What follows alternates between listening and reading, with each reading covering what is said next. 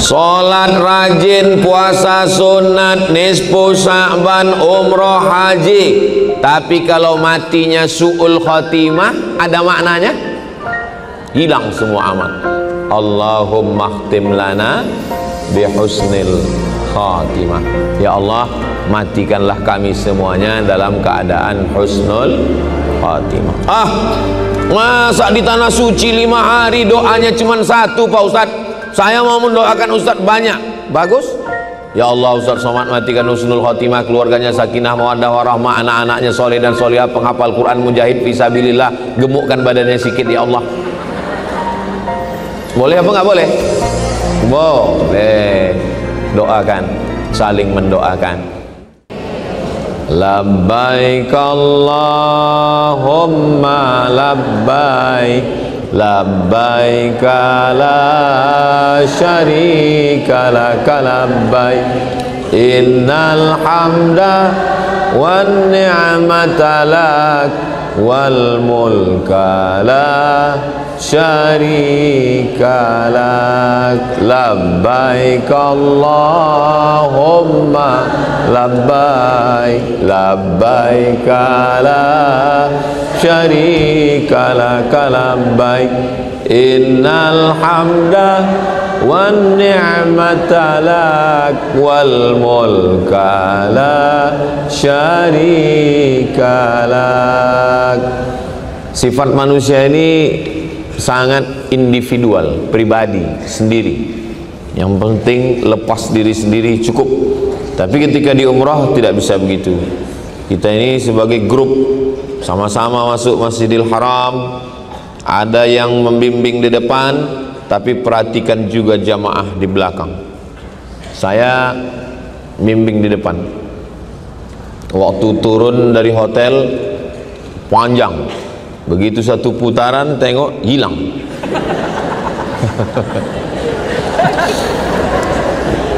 Kenapa kita kemarin tawaf itu, saya ditanya, gimana perasaan Ustadz tawaf kemarin?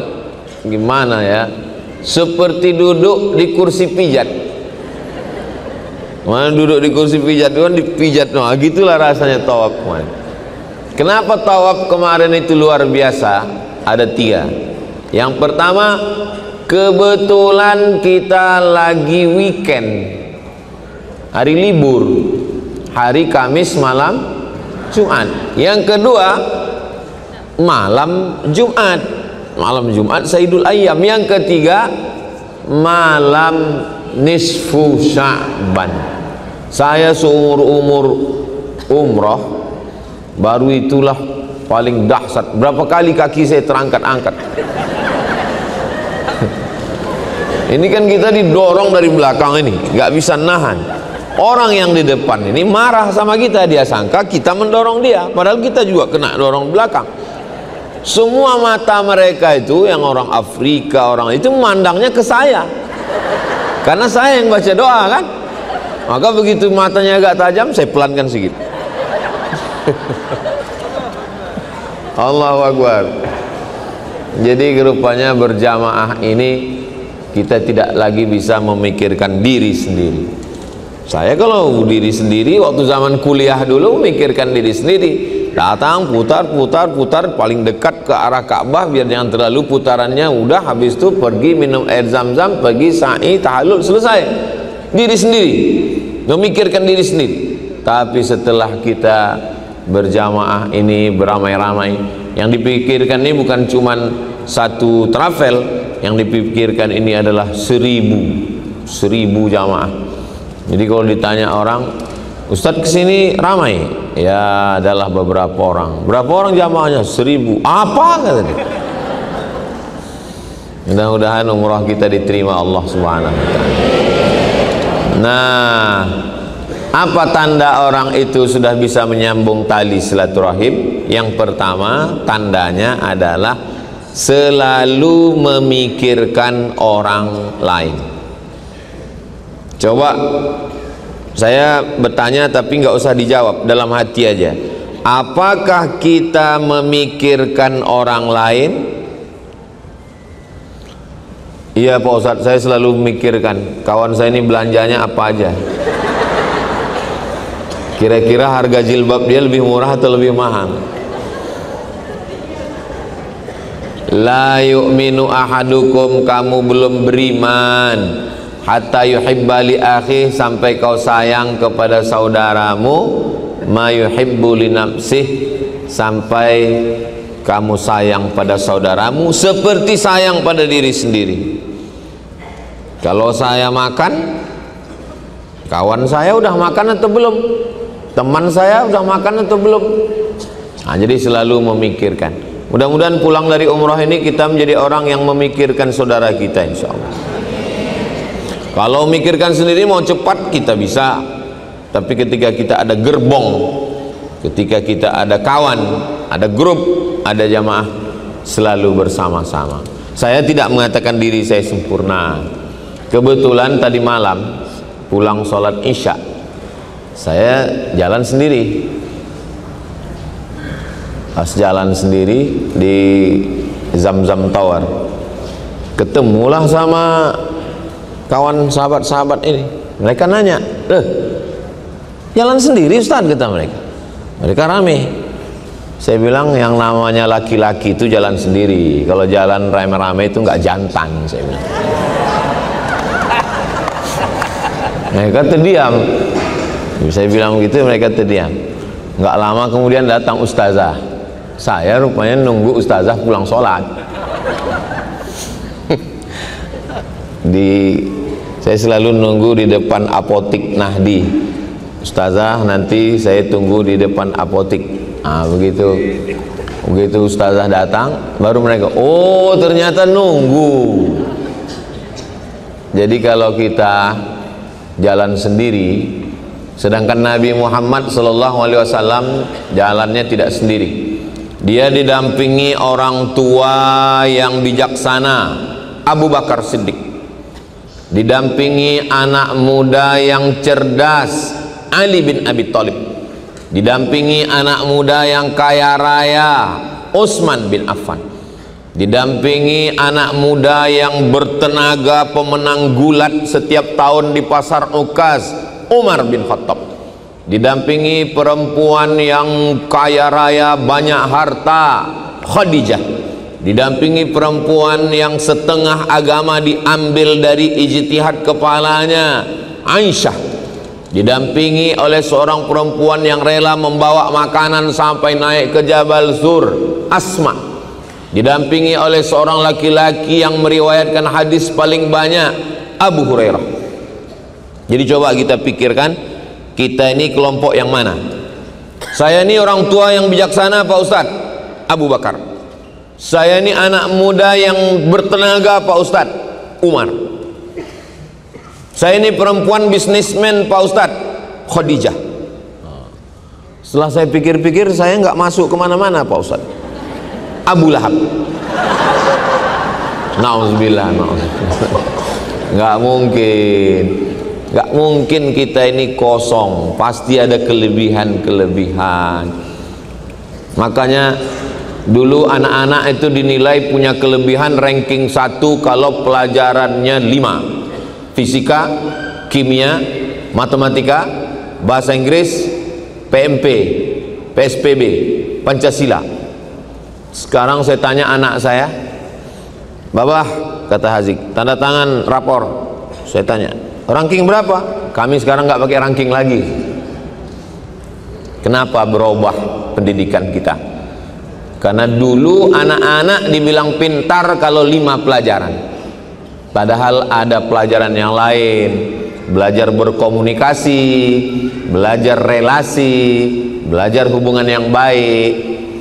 Jadi sebenarnya kita ini punya potensi masing-masing. Mungkin dalam bidang eksak kurang, tapi dalam bidang sosial, ini yang hadir di hadapan saya ini semua orang-orang yang punya kelebihan-kelebihan semua, insya Allah. Asal jangan lebih timbangan koper. Alah Ustadz kayak nggak belanja aja. Alhamdulillah koper saya ringan, karena sudah saya kirim sebagian duluan. Bapak Ibu yang dimuliakan Allah Subhanahu wa ta'ala, orang yang tidak memikirkan orang lain bukan umat Islam. Loh, Islam itu kan sholat, zakat, puasa, haji, umroh. Bukan. Man lam yahtam bi amril muslimin falaisa minhum. Siapa yang tidak memikirkan saudaranya, dia bukan umat Islam. Jadi selama umroh ini kita diajarkan memikirkan orang lain. Mikir dulu. Salah ngomong gara-gara salah mikir, salah berbuat gara-gara salah mikir. Maka pikirkan orang lain. Doakan supaya Ustaz Somad yang ngomong, yang ceramah ini juga mikirkan orang lain. Bapak Ibu yang dimuliakan Allah Subhanahu wa taala, itu yang pertama. Yang kedua, apa tanda kita ini sudah berjamaah menjalin silaturahim? Adalah rela berkorban. Betul-betul Pak Ustadz, saya selama beberapa hari ini saya terus berkorban. Kenapa? Setiap minum teh saya terus yang bayar. Mungkin korban uang enggak, tapi korban perasaan. Perasaan apa? Perasaan menunggu. Kenapa kita belum berangkat? Semua kan udah datang, Ustadz Somad belum datang. Saya habis subuh tadi nggak tidur karena takut ketiduran terlambat. Habis subuh sarapan, siap nunggu. Duduk saya melihat jendela. Jam berapa kita berangkat? Jam 7.45 Ustaz. Oke. Kenapa belum berangkat? Jamaah belum banyak Ustaz. Maklum, datang dari tempat jauh, persiapan. Rela berkorban. Korban harta, korban duit, korban tenaga. Enggak juga ada yang bisa dikorbankan, korban perasaan. Menunggu kawan berangkat, menunggu kawan pulang, menunggu sholat, menunggu. Kenapa lama kali tadi pulang? Itu teman saya itu Pak Ustadz, lama sekali berdoanya. Pas dilihat dari belakang seperti berdoa, rupanya megang handphone. Bapak yang dimuliakan Allah Subhanahu wa taala. Jadi ketika 4 hari, 5 hari di kota Makkah ini memang betul-betul terujilah kita berkorban. Ini yang hadir ini semua berkorban, ngirit uang belanja, menabung. Yang awalnya mau beli baju, mau beli ini, mau shopping, mau ke mall, tahan. Rencana mau beli skincare, nggak jadi. Demi apa? Untuk bisa umroh. Korban perasaan, korban belanja, korban hati. Mudah-mudahan semua pengorbanan kita ini diberikan Allah balasan kebaikan, insya Allah. Nggak bisa kalau orang nggak mau berkorban. Kalau nggak berkorban, akan mungkin Islam ini menjadi kuat. Jadi mungkin ada di antara bapak yang berangkat, ibunya berkorban dulu. Untuk edisi bulan Februari ini papa dulu berangkat, nanti edisi bulan Agustus baru ibu. Kenapa papa dulu? Kenapa bukan ibu dulu? Karena saya mau 17 Agustusnya di Tanah Suci. Kenapa ibu berangkatnya Agustus? Karena daster saya nanti dipakai bapak main bola. Nah, jadi kita ini punya ada korban masing-masing. Itulah tanda kita bisa bekerja sama, kita bisa bersama-sama. Karena kalau hanya memikirkan sendiri, apa kata Nabi? Man syadza finnar. Siapa yang sendiri masuk neraka. Alaikum bil jamaah, hendaklah kamu berjamaah. Iyakum wal furqah, jangan sampai berpecah belah. La tanaza'u, jangan kelahi. Fatabshalu, kalau kelahi kamu nanti gagal. Wa tadhhaba rihukum, kamu akan kehilangan semangat. Kelahi, sakit hati, tersinggung, kehilangan semangat. Kalau galah patah bisa disambung, kaca retak bisa direkat, hati yang sakit kemana obat akan dicari. Nah, jadi kita alhamdulillah berkorban harta, berkorban nyawa, berkorban perasaan. Ngomong kita bisa ngomong, tapi kita tahan. Apalagi ibu-ibu yang nggak kuat dengar suara orang ngamuk-ngamuk, marah-marah. Setiap mendengar suara agak kuat, ketakutan. Tapi selama beberapa hari ini insya Allah pulang dari sini udah kuat. Kenapa? Udah sering kena usir polisi. Haji. Yang saya khawatirkan karena udah 4 hari di Madinah, 4 hari di Makkah, pulang nanti ke rumah, kebetulan suaminya nggak ikut, begitu pulang, haji. Yang kita ambil yang baik-baiknya aja insya Allah, amin. Nah, pertama, yang kedua, berikutnya yang ketiga, apa tanda berhasilnya kita sudah menjalin saling silaturahim selama perjalanan ini? Kita tidak bisa merasa puas kalau hanya sendirian, mesti bersama. Ke masjid kalau cuma sendirian enggak puas, enggak nikmat, mesti bersama. Alhamdulillah sudah sama-sama. Memang saya Pak Ustadz memangnya selalu bersama sama kawan. Kenapa? Karena kalau pulang lupa jalan pulang Pak Ustadz. Selalu bersama. Sebelum berangkat di mana? Saya biasanya kalau di Madinah tempatnya sama terus, biar supaya kawan-kawan mudah nyari. Itu makam Nabi. Biasanya saya di belakang makam Nabi. Di belakang Nabi. Posisi di mana? Masih seperti yang dulu, biar mudah nyari. Pakai peci warna merah, biar dicari orang mudah. Di belakang, asal di belakang makam Nabi, terus ke belakang, mudah. Posisi di mana? Posisi lantai 3. Subuh tadi ditanya kawan, gimana bang? Udah sampai lantai 3? Belum, ditutup polisi pintu, nggak bisa naik ke atas. Kalau di tempat kita ada polisi, mudah aja, tunjukkan SIM sama helm, selesai. Di sini nggak bisa. Jadi selalu nggak bisa sendirian. Merasakan kepuasan nikmat beribadah kalau bersama. Kalau rasa itu ada dalam hati, alhamdulillah. Tapi kalau belum ada, kita usahakan. Mudah-mudahan dia tumbuh selama beberapa hari ini, insya Allah. Amin ya rabbal alamin. Di mana-mana ada orang meninggal, ya meninggal aja, begitu aja. Tapi di sini kita nggak kenal siapa yang meninggal itu. Kita tetap ikut sholat jenazah. Setiap selesai, habis subuh sholat jenazah, habis zuhur sholat jenazah, habis maghrib sholat jenazah, habis isya sholat jenazah, ada terus. Begitulah persaudaraan. Padahal mereka orang Arab, kita Arab cemas. Kita tetap selalu bersama dengan mereka, bersama dengan ikatan la ilaha illallah Muhammadur Rasulullah sallallahu alaihi wasallam. Makan juga begitu, makan bersama, jalan bersama sampai akhirnya. Tapi matikan sendiri-sendiri Pak Ustaz. Mudah-mudahan kita semuanya husnul khatimah. Allahumma khtim lana bi husnil khatimah. Ketika merasakan nikmatnya ibadah, pasti yang kita ingat adalah orang-orang terdekat. Ingin supaya anak juga bisa sampai kemari. Mudah-mudahan anak cucu kita sampai hari kiamat sampai kemari.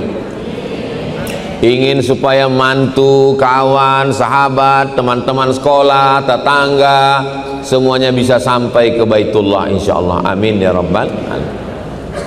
Enggak ada di antara kita ini yang dalam hatinya cukup aku aja sampai kemari, tetanggaku jangan.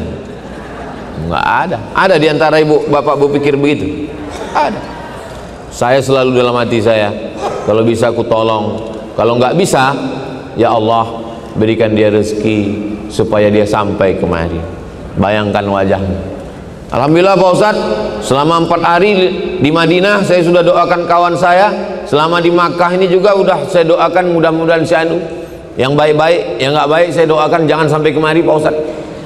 Jangan, nggak boleh mendoakan yang tidak baik. Ketika ibu bapak mendoakan tetangga, kawan, sahabat, jiran, sekantor, teman, sekampung, itu didoakan. Pada saat itu apa kata malaikat? Amin. walaka misluh. Ya Allah, kabulkan doa orang ini. Jadi kalau kita doakan dia, ya Allah, teman saya, kawan saya, jiran saya, sahabat saya, sekantor saya, teman kuliah saya, teman sekolah saya, teman kampung saya, murahkan rezekinya, sampaikan dia ke Baitullah haji dan umrah. Apa kata malaikat? Amin, kabulkan doa orang ini, walaka misluh, kamu dapat yang sama seperti yang kamu doakan. Yang belum mendoakan orang lain, masih ada kesempatan 2 malam lagi. Kami insya Allah pulang hari Senin, ada 2 malam lagi, malam Ahad, malam Senin, sholat hajat, sholat tahajud.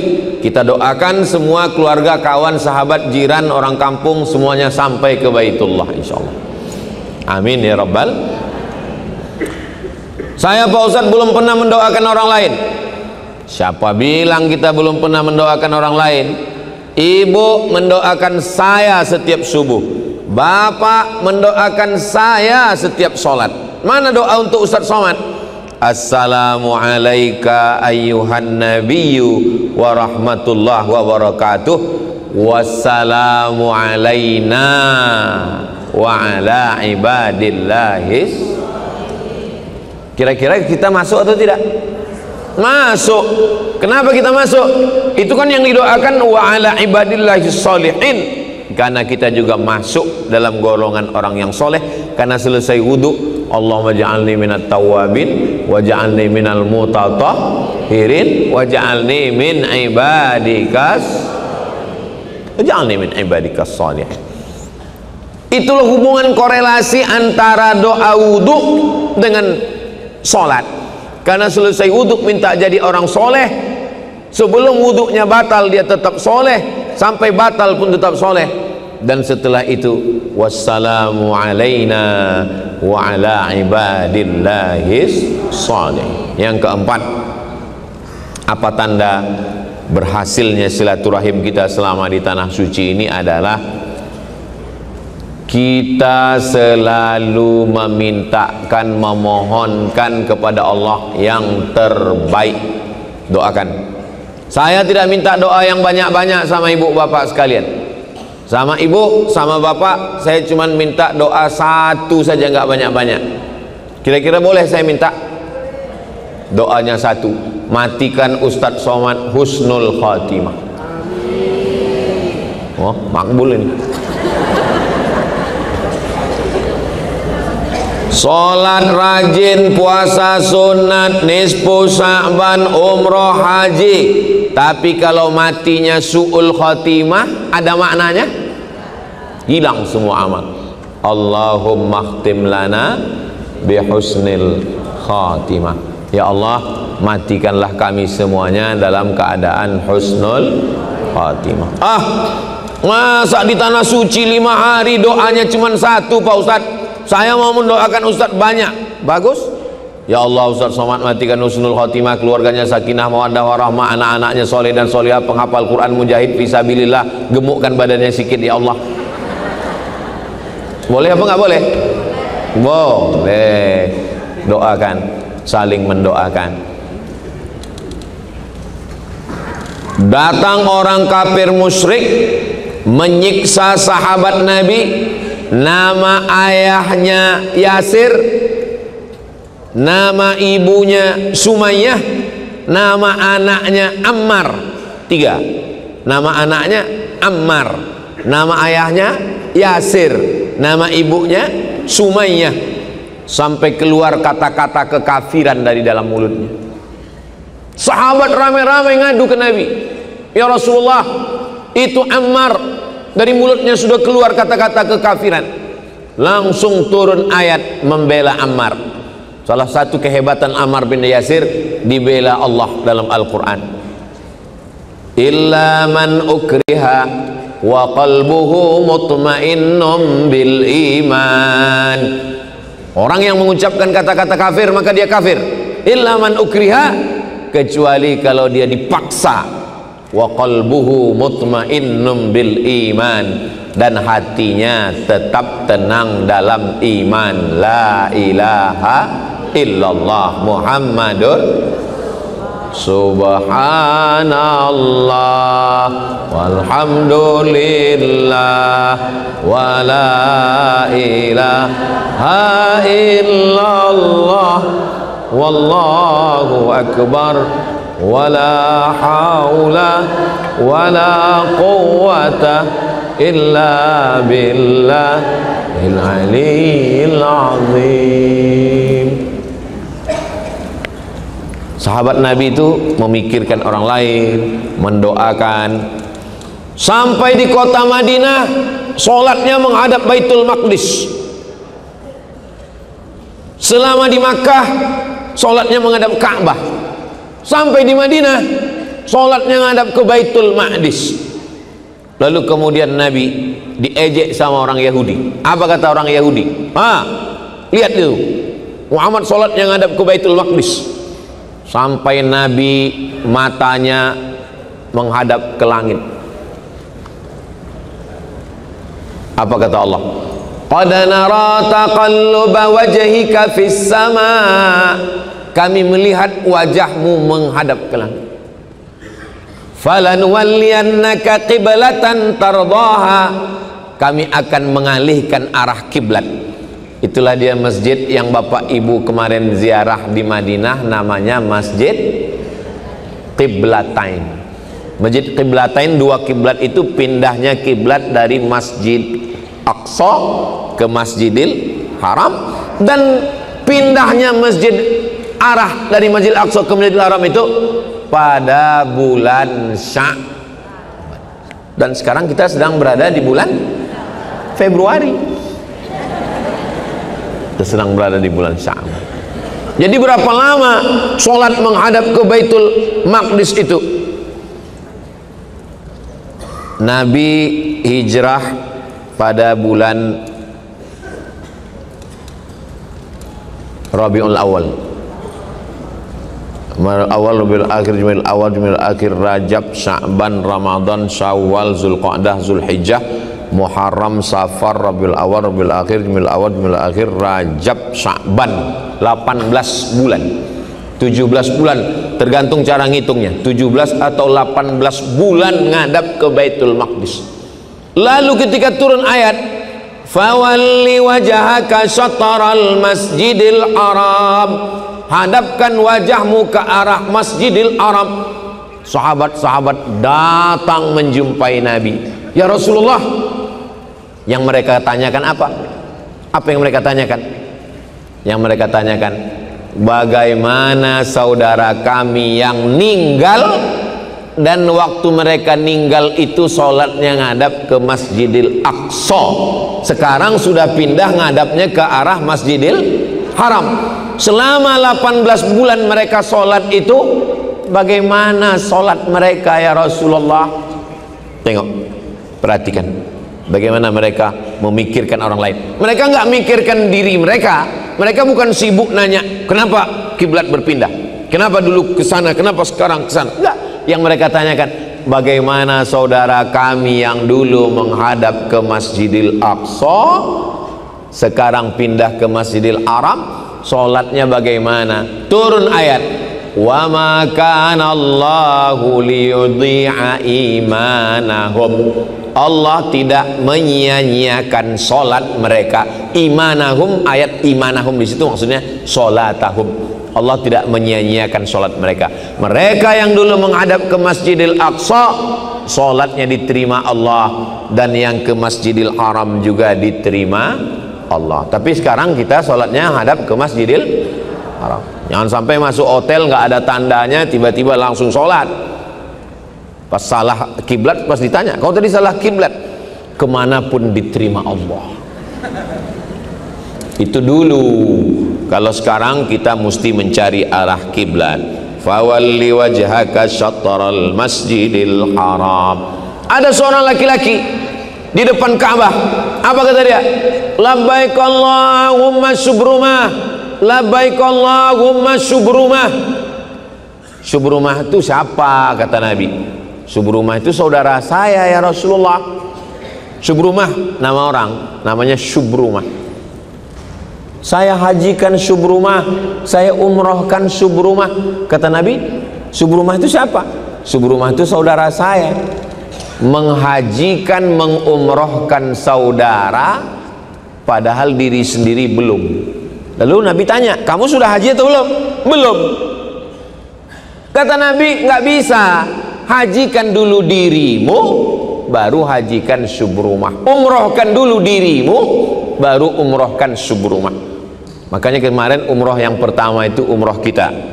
Labbaik Allahumma umroh, nawaitul umrah wa ahramtu biha lillahi ta'ala. Tapi besok yang mau umroh lagi dari Tan'im, dari Ji'ranah, dari Hudaybiyah, dari Sail Kabir, maka kita bisa umrohkan saudara kita. Begitu mereka dulu. Mereka dulu mengumrohkan saudaranya sampai lupa dirinya. Orang sekarang tiap tahun umroh sampai lupa saudaranya. Kecuali yang ada di sini. Ini ingat semua. Amin ya Rabbal. Begitu cara mengobati hati yang tersinggung. Kira-kira Quran yang kita baca dengan Quran yang dibaca Nabi sama atau beda? Sama. Kira-kira kiblat tempat arah kita sholat sekarang dengan kiblat zaman Nabi sama atau beda? Sama. Nabi Muhammad yang kita sebut itu Nabi Muhammad yang dulu dengan Nabi Muhammad yang kita sebut sekarang satu atau beda? Sama. Lalu bedanya apa? Orang dulu memikirkan saudaranya, orang sekarang tidak pernah memikirkan. Termasuk tentang saudara kita yang ada di Palestina. Kita doakan itu. Bisa kirimkan duit bantuan melalui Basnas, Badan Amil Zakat Nasional. Kami di Riau buat penggalangan dana di halaman Masjid Raya An-Nur. Satu malam terkumpul 11 miliar.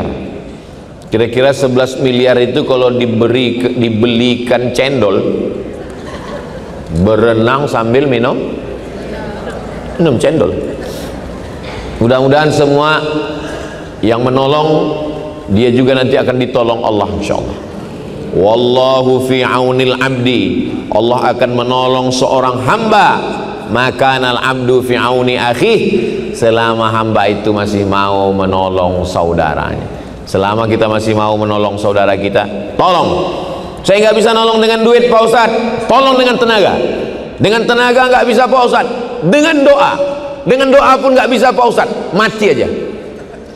Masa dengan doa pun kita nggak bisa menolong? Doa, tolong ke saudara kita. Nah, begitu juga kita selama di sini, doakan kawan, doakan sahabat, doakan saudara. Mudah-mudahan. Yang terakhir, apa tanda umroh kita, silaturahim kita diterima Allah? Ada perubahan. Dulu sholat zuhur jam 3, wudhu zuhur sama nyambung sampai wudhu asar. Sampai-sampai waktu mampir ke satu masjid, apa kata pengurus masjid? Pak, mohon pak, belum azan asar pak. Saya bukan sholat asar, ini sholat zuhur. Tapi setelah balik dari umroh, ada perubahan. Sampai-sampai malah terlalu cepat datang ke masjid. Pas ditanya-tanya, rupanya lupa ngerubah jam. Makanya waktu kita beda 4 jam dari Indonesia. Itu kalau yang dari Sumatera, yang wilayah barat. Adapun yang Indonesia bagian tengah, Indonesia bagian timur, bisa sampai 5 jam dan 6 jam. Ada perubahan. Perubahan fisik? Bukan. Jangan nanti setelah pulang umroh yang dinilai berubah fisik. Wah, ini kayaknya ini umrohnya mabrur, ini umrohnya makbul ini. Kenapa? Setelah pulang dari umroh wajahnya putih. Rupanya karena nggak pernah ke masjid. Makan tidur. Ini Ustadz lagi ngomong siapa ini? Lagi ngomongin diri saya sendiri. Saya kan hitam kurus. Nah nanti dibilang, ini kayaknya Ustadz Somad ini nggak mabrur ini. Penggunaan kata mabrur dengan makbul. Kalau mabrur biasanya dipakai untuk haji, haji mabrur. Tapi kalau umrah, umrah maqbulah. Jadi kalau mau mendoakan orang, taqabbal umratana umratan maqbulah. Kalau haji mabrur, kalau perempuan mabrurah. Tapi kalau umrah maqbul atau maqbulah. Tapi kemarin Pak Ustadz, tetangga kami, Ustadz kami ceramah, dia bilang umrohnya mabrur. Iya, nggak apa-apa juga. Tapi kalau yang tepatnya, karena mabrur artinya diterima menjadi amal kebaikan, makbul artinya diterima Allah Subhanahu wa taala. Mudah-mudahan umroh kita ini diterima Allah Subhanahu. Kalau kita punya tali panjangnya 1 meter, ini ada tali 1 meter, itu tali kita pakai untuk ngukur orang atau ngukur diri kita sendiri? Ngukur diri kita sendiri. Jangan yang kita kaji ini untuk ngukur orang. Kira-kira dia udah mikirkan itu belum ya? Kira-kira dia merasa puas dengan ibadahnya kalau bersama aku belum ya? Kira-kira dia sudah mendoakan aku belum ya? Kira-kira dia sudah berubah hubungannya dengan aku? Bukan. Ini kita lagi ngaji tentang diri kita sendiri. Saya sedang berpikir, apakah saya memikirkan saudara saya? Apakah saya merasa puas? Apakah saya sudah berjamaah? Apakah saya sudah mendoakan saudara saya? Apakah sudah ada perubahan? Dulu sebelum umrah, saudaranya siapa? Pejabat, orang kaya, konglomerat, artis. Tapi setelah pulang dari umrah, semua saudara, mau yang hitam, mau yang putih, mau yang tinggi, mau yang pendek. Karena ketika berada di samping Ka'bah, semuanya sama di hadapan Allah. La farqa bainal arabi wal ajam, enggak ada beda antara Arab dengan yang bukan Arab. Wala farqa bainal abyadi wal aswad, enggak ada beda antara yang kulit putih dengan kulit hitam. Pakaiannya sama semua, pakaian ihram. Semuanya 2 helai, laki-laki sehelai di atas, sehelai di bawah. Mau yang kaya, mau yang diplomat, mau penjual tomat, mau ustadz somad, semuanya sama di hadapan Allah Subhanahu wa ta'ala.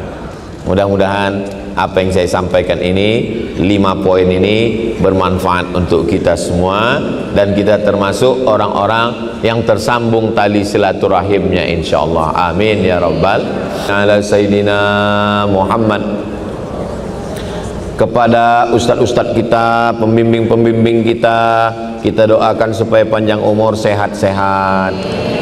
Sahabat-sahabat kita penyelenggara dari travel haji dan umroh, mudah-mudahan tahun-tahun depan kita bisa ketemu lagi di tanah suci. Amin ya rabbal alamin. Kita akan lanjutkan. Saya serahkan ke Ustadz Qurtubi. Terima kasih. Wassalamualaikum warahmatullahi wabarakatuh.